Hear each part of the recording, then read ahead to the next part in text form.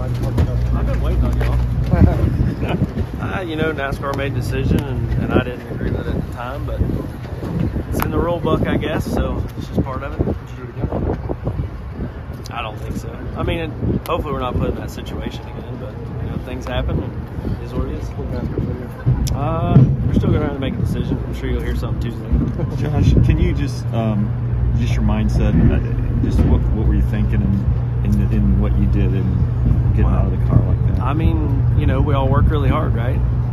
And to only run X amount of laps and then have something like a piece of bare bond fall off and put us out of the race. It's really frustrating. You know, small team.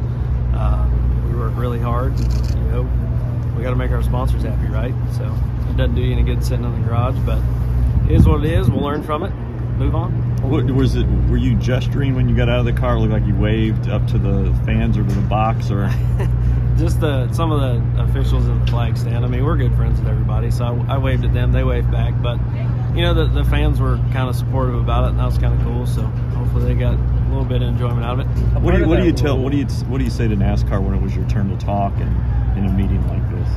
You know, just told them I was a little bit frustrated, but it's in the rule book. So. Part of that rule is that it could be, you know, a lapse penalty. Yeah. Are you frustrated that it wasn't something like that and it was immediately just your part? I mean, it's up to them, right? So, I mean, it's their sandbox, and we play in it, and I enjoy the Xfinity Series, and I've got respect for Wayne and everybody, so just move on, go to the next one. Did you regret parking it? Did you not know that was the rule, Josh? Like, did you think like that? Were you surprised? I was shocked about, you know, how quick it was. It was like, you know, we did lose a piece of bare bond. It's cold. The stuff's hard to stick, but what do you do? What did you do while you were waiting in there for 2 hours, 3 hours, whatever it was? It was a long time. It was a long time. What did you do?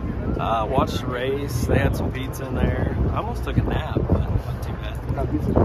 I don't know what it was. Like meat lovers or something. I don't know. But, Josh, do you? Every situation's different, but I think back to years and years ago, Kevin Harvick was parked when he parked it.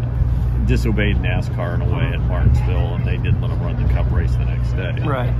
Do you worry that you might be suspended and not race at COTA next weekend? I'm not sure. I mean, like I said, you know, it's up to Wayne and everybody at NASCAR. So, I mean, if that's what the rule is and that's what they decide to do, I mean, you know, every action has a reaction.